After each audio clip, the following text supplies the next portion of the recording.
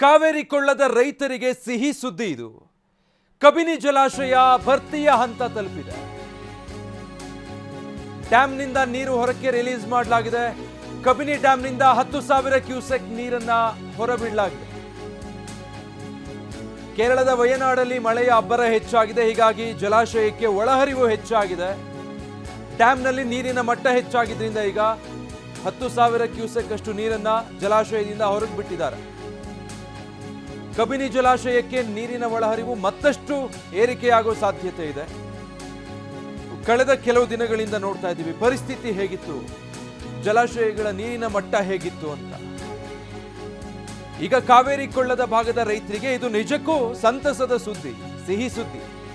ಬರ, ಜಲಾಶಯಗಳಲ್ಲಿ ನೀರಿಲ್ಲ. ಇದರ ಮಧ್ಯೆ ತಮಿಳುನಾಡಿಗೆ ಬೇರೆ ನೀರು ಹರಿಸಬೇಕು ಅನ್ನೋ ಕಿಚ್ಚು ಆಕ್ರೋಶಕ್ಕೆ ಕಾರಣ ಆಗಿತ್ತು.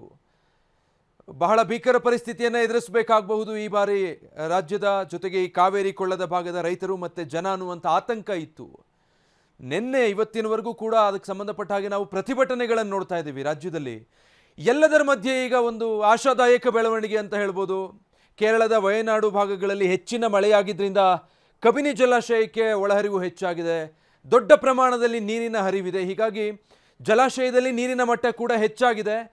ಈಗ ಕಬಿನಿ ಡ್ಯಾಮಿಂದ 10,000 ಕ್ಯೂಸೆಕ್ ನೀರನ್ನು ರಿಲೀಸ್ ಮಾಡಿದ್ದಾರೆ. ನಿಜಕ್ಕೂ ಕೂಡ ರೈತರಿಗೆ ಅಷ್ಟೇ ಅಲ್ಲ, ಭಾಗದ ಜನರಿಗೂ ಕೂಡ ಖುಷಿಯ ಸುದ್ದಿ ಇದು. 2 ದಿನದಲ್ಲಿ ಎಷ್ಟು ದೊಡ್ಡ ವ್ಯತ್ಯಾಸ ನೋಡ್ತಾ ಇದ್ದೀವಿ ನಾವು.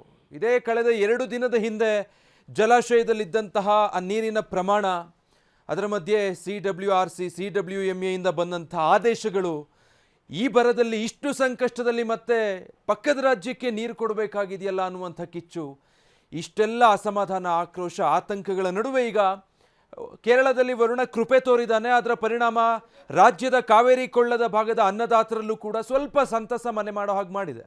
ಕಾರಣ ಏನು ಅಂದರೆ ಕಬಿನಿ ಜಲಾಶಯಕ್ಕೆ ಈಗ ದೊಡ್ಡ ಪ್ರಮಾಣದಲ್ಲಿ ಒಳಹರಿವಿದೆ. ಕಬಿನಿ ಡ್ಯಾಂನಿಂದ 10,000 ಕ್ಯೂಸೆಕ್ ನೀರು ರಿಲೀಸ್ ಆಗಿದೆ. ಕಾವೇರಿ ನೀರಾವರಿ ನಿಗಮದಿಂದ ಪ್ರವಾಹದ ಎಚ್ಚರಿಕೆ ಕೂಡ ರವಾನಿಸಲಾಗಿದೆ. ಮಾಧ್ಯಮ ಪ್ರಕಟಣೆಯನ್ನು ಹೊರಡಿಸಿದೆ ಕಾವೇರಿ ನೀರಾವರಿ ನಿಗಮ. ಸದ್ಯ ಡ್ಯಾಂನಿಂದ 10,000 ಕ್ಯೂಸೆಕ್ ನೀರನ್ನ ರಿಲೀಸ್ ಮಾಡಲಾಗಿದೆ. ಈ ಪ್ರಮಾಣ ಯಾವುದೇ ಕ್ಷಣದಲ್ಲೂ ಇನ್ನೂ ಹೆಚ್ಚಾಗೋ ಸಾಧ್ಯತೆ ಇದೆ. ಹೀಗಾಗಿ ನದಿ ಪಾತ್ರದಲ್ಲಿ ವಾಸಿಸ್ತಾ ಇರುವಂತಹ ಜನ ಎಚ್ಚರದಿಂದಿರಿ, ಜಾಗರೂಕರಾಗಿರಿ, ಪ್ರವಾಹ ಪರಿಸ್ಥಿತಿ ಸೃಷ್ಟಿಯಾಗಬಹುದು ಅಂತ. ಆಸ್ತಿ ಪಾಸ್ತಿ ಹಾಗೆ ಜಾನುವಾರುಗಳ ರಕ್ಷಣೆ ಬಗ್ಗೆ ಗಮನ ವಹಿಸಿ, ಎಚ್ಚರಿಕೆ ವಹಿಸಿ ಅನ್ನುವಂಥ ಮಾಧ್ಯಮ ಪ್ರಕಟಣೆಯನ್ನ ನೀರಾವರಿ ನಿಗಮ ಹೊರಡಿಸಿದೆ. ಡೀಟೇಲ್ಸ್ ಕೊಡ್ತಾರೆ ನಮ್ಮ ಪ್ರತಿನಿಧಿ ರಾಮ್. ಈ 24 ಗಂಟೆಗಳಲ್ಲಿ ಚಿತ್ರಣನೇ ಬದಲಾದಾಗಿದೆ.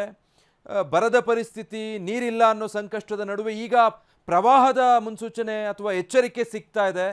ಸದ್ಯ ಜಲಾಶಯ ಸಂಪೂರ್ಣ ಭರ್ತಿ ಆಗಿದೆಯಾ? ಹೆಚ್ಚುವರಿ ನೀರು ಬಿಡುಗಡೆ ಬಗ್ಗೆ ಏನು ಹೇಳ್ತಾ ಇದೆ ನಿಗಮ?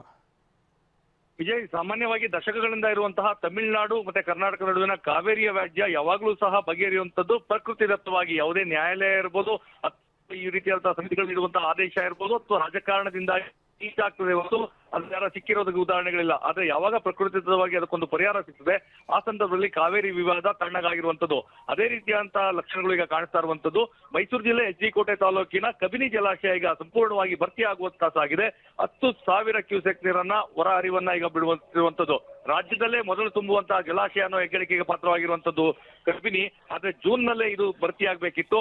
ಆದ್ರೆ ಮುಂಗಾರು ಕೈಕೊಟ್ಟ ಹಿನ್ನೆಲೆಯಲ್ಲಿ ಸಾಕಷ್ಟು ಆತಂಕ ಮನೆ ಮಾಡಿತ್ತು. ಇದೀಗ ವಯನಾಡಿನಲ್ಲಿ ಭಾರಿ ಪ್ರಮಾಣದ ಮಳೆ ಆಗ್ತಾ ಇರೋ ಕಾರಣಕ್ಕಾಗಿ ಈಗ ಕಬಿನಿಗೆ ಒಳಹರಿವಿನ ಪ್ರಮಾಣದಲ್ಲಿ ಹೆಚ್ಚಳಿಕೆ ಆಗಿದೆ. 15,000 ಕ್ಯೂಸೆಕ್ ನೀರು ಈಗ ಒಳಹರಿವಿದೆ. ಇದೇ ಕಾರಣಕ್ಕಾಗಿ 10,000 ಕ್ಯೂಸೆಕ್ ಅನ್ನ ನದಿ ಪಾತ್ರಕ್ಕೆ ಬಿಡುವಂತ ಕೆಲಸವನ್ನ ಮಾಡ್ತಾ ಇದ್ದಾರೆ. ಅಷ್ಟೇ ಅಲ್ಲ, ಮನೆಗಳಿಗೆ, ಜನಗಳಿಗೂ ಸಹ ಒಂದು ಸಂದೇಶವನ್ನ, ಎಚ್ಚರಿಕೆಯ ಸಂದೇಶವನ್ನ ಕಾವೇರಿ ನೀರಾವರಿ ನಿಗಮದಿಂದ ಮಾಧ್ಯಮ ಪ್ರಕಟಣೆ ಮೂಲಕ ತಿಳಿಸಲಾಗಿದೆ. ಅಂದ್ರೆ ಇನ್ನೂ ಹೆಚ್ಚಿನ ಪ್ರಮಾಣದಲ್ಲಿ ನೀರು ಬಿಡುವ ಸಾಧ್ಯತೆ ಇರೋದ್ರಿಂದಾಗಿ ಅಲ್ಲಿರುವಂತವರು ಸುರಕ್ಷಿತ ಸ್ಥಳಗಳಿಗೆ ತೆರಳಿ ಅನ್ನೋ ಒಂದು ಮಾತನ್ನ ಹೇಳ್ತಾ ಇದ್ದಾರೆ. ಇಲ್ಲಿ ಮತ್ತೊಂದು ಗಮನಿಸಬೇಕಾದ ಅಂಶ ಅಂತ ಹೇಳಿದ್ರೆ, ಈಗ ಬರ್ತಾ ಇರುವಂತಹ ಎಲ್ಲ ನೀರನ್ನು ಸಹ ನದಿ ಪಾತ್ರಕ್ಕೆ ಬಿಟ್ಟು ಅದು ತಮಿಳುನಾಡಿಗೆ ಹೋಗ್ತದೆ. ಆದ್ರೆ ರೈತರ ಒತ್ತಾಯ ಇರುವಂತದ್ದು ನಮ್ಮ ನಾಲೆಗಳಿಗೂ ಸಹ ನೀರನ್ನ ಹರಿಸಿ. ಯಾಕಂದ್ರೆ ಕಬಿನಿಯಿಂದ ಎಡದಂಡೆ ಬಲದಂಡೆ ನಾಲೆಗಳಿವೆ. 5,000 ಹೆಕ್ಟೇರ್ ಪ್ರದೇಶದಲ್ಲಿರುವಂತಹ ಕೃಷಿ ಭೂಮಿಗೆ ಅನುಕೂಲ ಆಗ್ತದೆ, ರೈತರಿಗೆ ಅನುಕೂಲ ಆಗ್ತದೆ. ಅಷ್ಟೇ ಅಲ್ಲ, ಈ ಭಾಗದಲ್ಲಿ ಬರುವಂತಹ ಕೆರೆಗಳಿಗೆ ನೀರು ತುಂಬಿಸುವಂತಹ ಕೆಲಸ ಆಗ್ತದೆ. ಜಾನುವಾರುಗಳಿಗೆ ದನಗಳಿಗೆ ಈ ಒಂದು ನೀರು ಕುಡಿಯೋದಕ್ಕೆ ಅನುಕೂಲವಾಗ್ತದೆ. ಅಷ್ಟೇ ಅಲ್ಲ, ಅಂತರ್ಜಲದ ಪ್ರಮಾಣ ಹೆಚ್ಚಳ ಆಗ್ತದೆ. ಈ ಕಾರಣಕ್ಕಾಗಿ ತಮಿಳುನಾಡಿಗೆ ನದಿ ಪಾತ್ರಕ್ಕೆ ಹರಿಸುವಂತಹ ನೀರನ್ನ ನಾಲೆಗಳಿಗೂ ಹರಿಸಿ ಅಂತೇಳಿ ರೈತರು ಒತ್ತಾಯಿಸ್ತಾ ಇದ್ದಾರೆ. ಹೀಗಾಗಿ ಒಂದು ಕಡೆ ಎಲ್ಲೋ ಒಂದು ಕಡೆ ಸಮಾಧಾನದ ವಿಚಾರ, ಈ ವ್ಯಾಜ್ಯ ಎಲ್ಲೋ ಒಂದ್ ಕಡೆ ಕೊನೆಗೊಳ್ಳಬಹುದು. ಪ್ರಕೃತಿದತ್ತವಾಗಿ ಏನು ಸಹಕಾರ ಸಿಕ್ಕಿದೆ, ತಮಿಳುನಾಡಿಗೆ ಅವರ ಪಾಲಿಗೆ ಬೇಕಾದಂತಹ ನೀರನ್ನ ರಾಜ್ಯದಿಂದ ಹರಿಸಬಹುದು ಅನ್ನೋದು ಒಂದು ಕಡೆ ಇದ್ರೆ, ಮತ್ತೊಂದು ಕಡೆ ರೈತರು ನಮಗೂ ಸಹ ನೀರನ್ನ ಕೊಡಿ ಅಂತ ಹೇಳಿ ಒತ್ತಾಯ ಮಾಡಿ ಪ್ರತಿಭಟನೆ ಹಾದಿ ತುಳಿಯುವಂತಹ ಸಾಧ್ಯತೆಗಳು ಹೆಚ್ಚಾಗಿದೆ. Vijay, thank you Ram. ಇನ್ನು ರಾಜ್ಯದಲ್ಲಿ ನಮ್ಮ ಜಲಾಶಯಗಳು ತುಂಬ್ತಾ ಇದೆ. ಹೀಗಾಗಿ ಹೆಚ್ಚಿನ ಪ್ರಮಾಣದ ನೀರನ್ನ ನಾವು ಜಲಾಶಯದಿಂದ ಹೊರಗೆ ಬಿಡಲೇಬೇಕಾಗುತ್ತೆ. ಹೀಗಂತ ಮೈಸೂರಲ್ಲಿ ಸಿಎಂ ಡಿ ಕೆ ಶಿವಕುಮಾರ್ ಹೇಳಿಕೆ ಕೊಟ್ಟಿದ್ದಾರೆ. ಹೋರಾಟಗಾರರು ಜಲಾಶಯದ ಬಳಿ ಹೋಗಬೇಡಿ, ನೀರು ಬಿಡೋದಿಲ್ಲ ಅಂತ ನದಿಗೆ ಇಳಿಬೇಡಿ, ಅಪಾಯ ಇದೆ. ಆ ರೀತಿ ಇವಾಗ ಇಳಿದ್ರೆ ಕೊಚ್ಕೊಂಡು ಹೋಗ್ತೀರಾ. ಪ್ರತಿಯೊಬ್ಬರ ಜೀವ ಕೂಡ ಅಮೂಲ್ಯವಾದದ್ದು.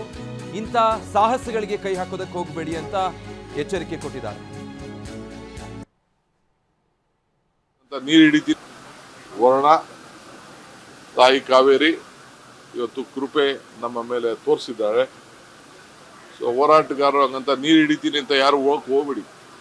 ಅಲ್ಲಿ ಹೋಗಿ ಅಡ್ಡಗಿಡ್ಡ ಮಲಗಕ್ಕೆ ನೀರನ್ನ ನಾವು ಬಿಡುದಿಲ್ಲ ಅಂತೇಳಿ ಯಾರ ಪ್ರಾಣನೂ ಹೆಚ್ಚು ಕಮ್ಮಿ ಆಗಬಾರ್ದು.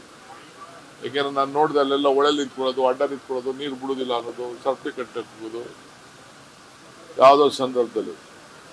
ಸೊ ಪೊಲೀಸ್ ಅವ್ರಿಗೂ ಹೇಳಿದ್ದೀನಿ, ಹಂಗಂತ ಹೋಗಿ ಒಳ್ಳೆಯಲ್ಲಿ ಅಡ್ಡ ನಿಂತ್ಕೊಳ್ಳೋದು, ನೀರು ಹೋಯ್ತಾ ಇದೆ ಅಂತ ಹೇಳೋದು, ಕೆಳಗಡೆಯಿಂದ ಹೋಗ್ತಾ ಇದೆ ಅಂತ. ಈಗೆಲ್ಲ ನಾನು ನಿಲ್ಸಕ್ಕಾಯ್ತಿದ್ದೆ ಹೇಳಿ? ನಾನು ನಿಲ್ಸಕ್ಕಾಗುದಿಲ್ಲ. ಈಗ 40,000ಕ್ಕೂ ಮೇಲೆ ಮುಟ್ಬಿಟ್ಟಿದೆ ಇನ್ಫ್ಲೋ.